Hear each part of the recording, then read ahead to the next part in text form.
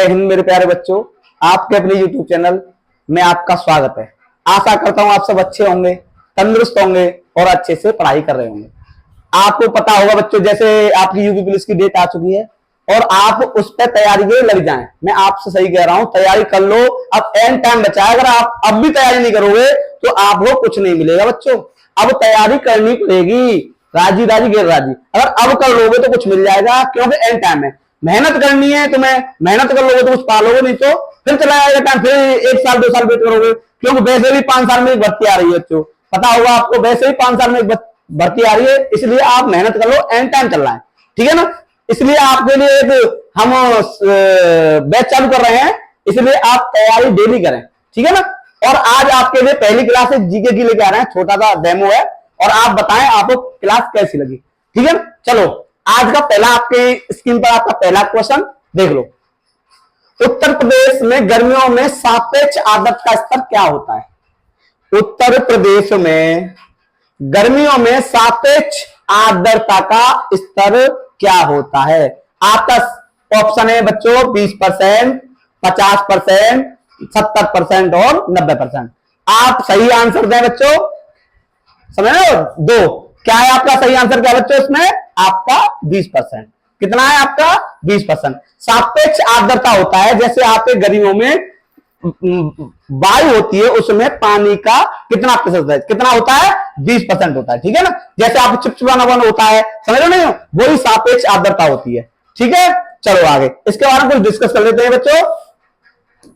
चलो इसके बारे में कुछ डिस्कस। जैसे गर्मियों में सापेक्ष आर्द्रता का स्तर लगभग कितना होता है आपका? 20%। कितना होता है बच्चों, मेरे प्यारे बच्चों? कितना होता है? 20%। गर्मियों गर्म और शुष्क होती है। गर्मियों में आपका गर्म भी होंगी और शुष्क भी होंगी, और धूल भरी हवाएं भी चलती हैं। पता होगा आपको, धूल भरी कहते हैं लपेड़े पड़ रहे हैं, वही होते हैं, धूल भरी हवाएं भी चलती है। और कम आर्द्रता शुष्क परिस्थितियों में योगदान करती है, ठीक है। क्या? कम आर्द्रता शुष्क परिस्थितियों में योगदान करती है। यह मौसम मध्य मार्च से, मतलब 15 मार्च से 15 जून तक गर्म रहता है। कब तक बच्चों? 15 मार्च से 15 जून तक गर्म रहता है, ठीक है। चलो अगला क्वेश्चन आपकी स्क्रीन के सामने, आपका पहला प्रश्न गया, अब दूसरा। आप इसका सही आंसर बताएंगे बच्चों, ठीक है ना। चलो देखो, मैजिनॉट रेखा किस देश के बीच स्थित है? कौन सी? मैजिनॉट रेखा। मैगिनॉट रेखा किस देश के बीच स्थित है? आपके ऑप्शन है बच्चों नामीबिया और अंगोला, यूएसए और कनाडा, फ्रांस और जर्मनी और पोलैंड। आपका सही आंसर क्या है बच्चों? आपका सही आंसर आपका फ्रांस और जर्मनी। किसके? फ्रांस और जर्मनी के बीच मैगिनॉट रेखा स्थित है। किसके बीच? फ्रांस और जर्मनी के बीच, ठीक है ना। जब प्रथम विश्व युद्ध हुआ था ना, उसके बाद दोनों देशों के बीच ये रेखा खींची गई थी। कौन सी? मैगिनॉट रेखा, ठीक है ना। कौन सी रेखा खींची गई थी? मैगिनॉट, ठीक है। इसके बारे में कुछ डिस्कस कर लेते हैं। जैसे इसका निर्माण कब हुआ? 1930 में। इसका निर्माण कब हुआ था बच्चों? 1930 में। कब? 1930 में। ये इंपोर्टेंट याद कर लेना, ठीक है। मैगिनॉट लाइन प्रथम विश्व युद्ध के ये तो आपको बता दिया ही है, वही किलेबंदी वगैरह मैंने आपको बताया था, प्रथम विश्व युद्ध के बाद हुआ था, ठीक है ना। चलो आगे अगला प्रश्न आपने स्क्रीन के सामने देखो। आपका अगला प्रश्न अपना, प्लासी के युद्ध के बाद बंगाल का नवाब किसे बनाया गया था? प्लासी के युद्ध के बाद बंगाल का नवाब किसे बनाया गया था?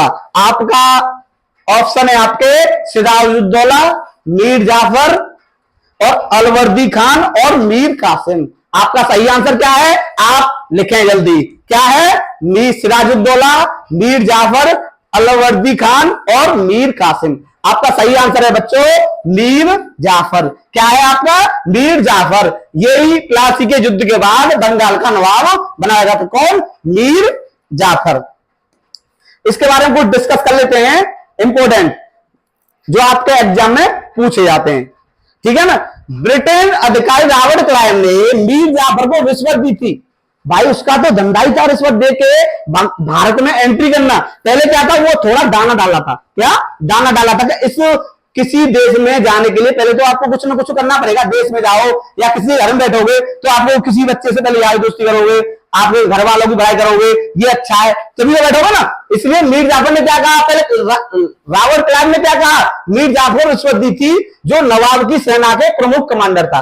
कौन, नवाब की, इसका कौन प्रमुख कमांडर था, क्लाइव, ठीक है ना, इसने इसे रिश्वत दी थी। यह रिश्वत मीर जाफर को बंगाल का नवाब बनाने के लिए थी, ठीक है ना। यही थोड़ा उसने पहले आपको वो डाला दाना, उसके बाद यहां से आपकी नींव रख दी, ठीक है ना। क्लाइव का लक्ष्य साम्राज्यवाद के लिए आवश्यक धन और संसाधन प्राप्त करने हेतु तो बंगाल को जीतना था।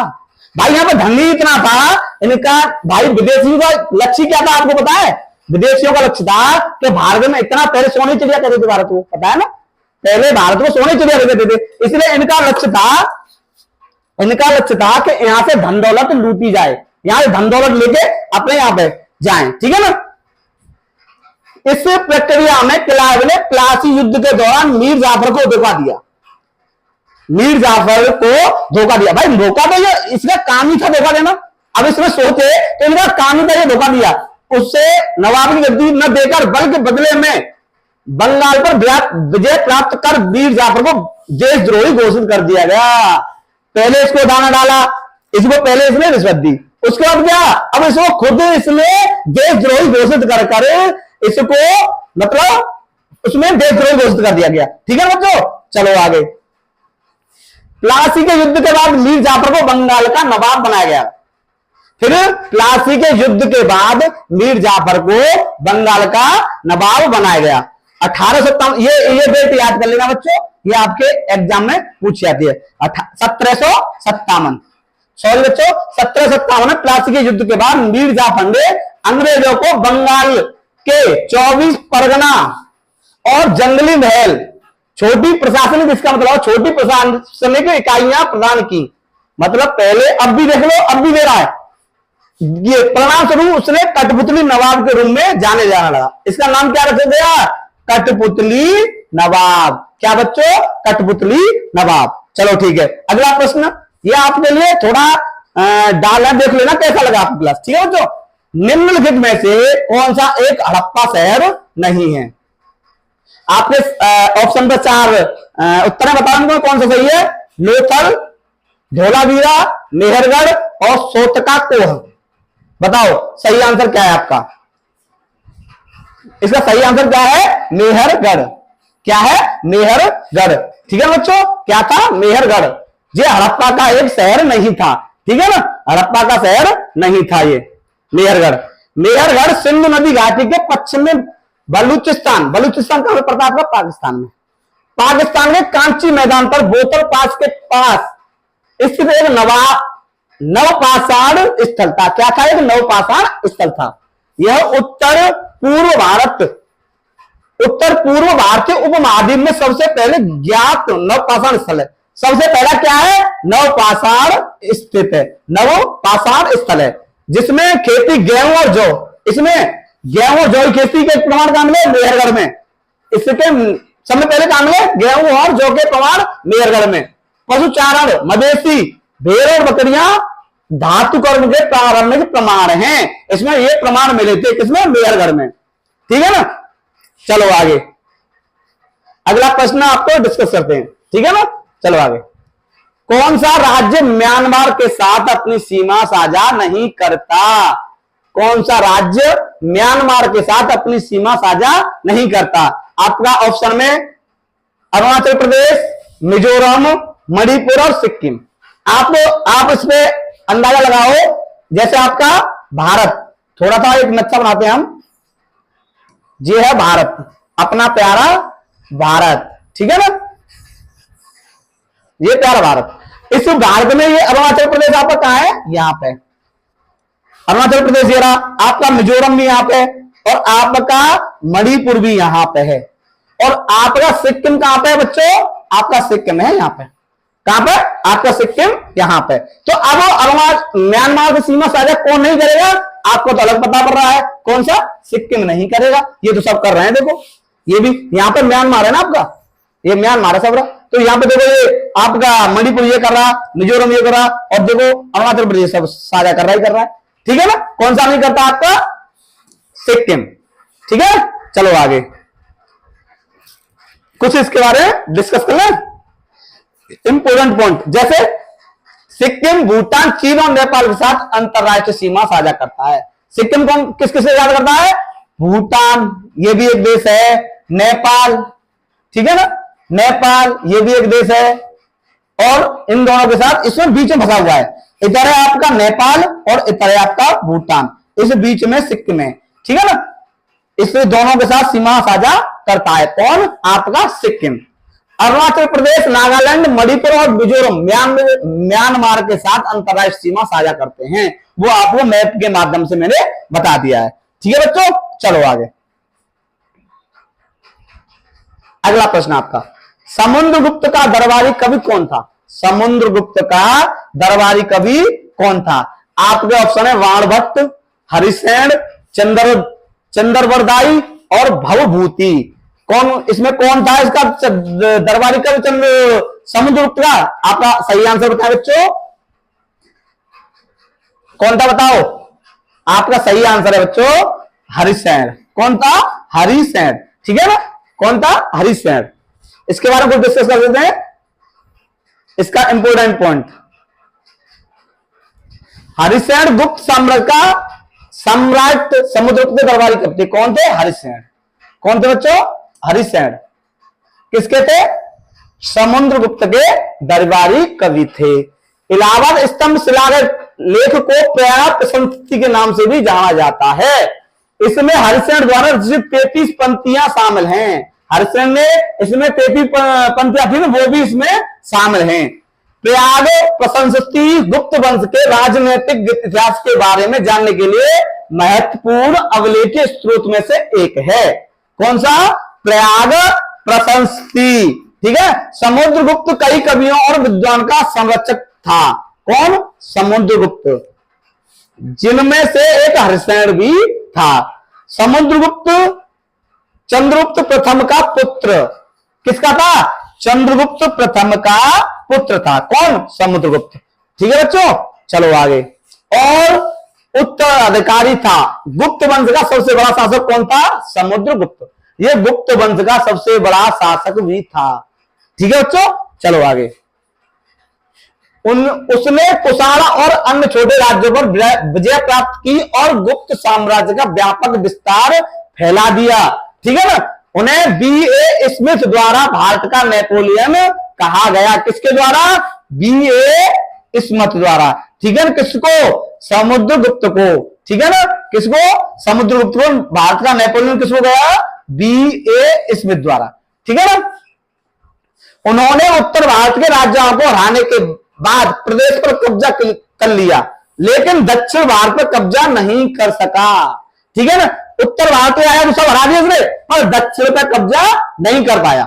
जावा, सुमात्रा और मलाया द्वीप पर उनका अधिकार साबित करता है। जावा कहां पे, आपका इंडोनेशिया के छोटे छोटे द्वीप हैं आपके, जावा, सुमात्रा, मलाया द्वीप, ये सब छोटे छोटे उसके इंडोनेशिया अलग एक देश है। कि उन्होंने एक मजबूत नौसेना बनाई थी। नौसेना का इसका समुद्र से गिरा हुआ है ये आपका, कौन सा, इंडोनेशिया, उसके ये छोटे छोटे द्वीप हैं। उसके आगे थोड़ा और डिस्कस कर लेते हैं। उनके कुछ सिक्कों में उन्हें बीड़ा बजाते हुए दिखा गया है। बीड़ा बजाते हुए सिक्के किसके थे, समुद्रगुप्त के थे। ये भी आप याद कर सकते हैं। उन्होंने अश्वमेध बलिदान प्रदर्शन भी किया। अश्वमेध बलिदान प्रदर्शन भी किया।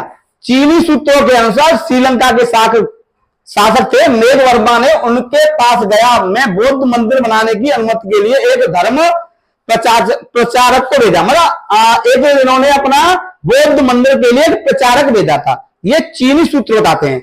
इलाहाबाद स्तंभ शिलालेख में धर्म प्रचार बंधु शीर्षक का उल्लेख है, अर्थात वह ब्राह्मण धर्म के रक्षक थे। किससे थे, ब्राह्मण धर्म के रक्षक।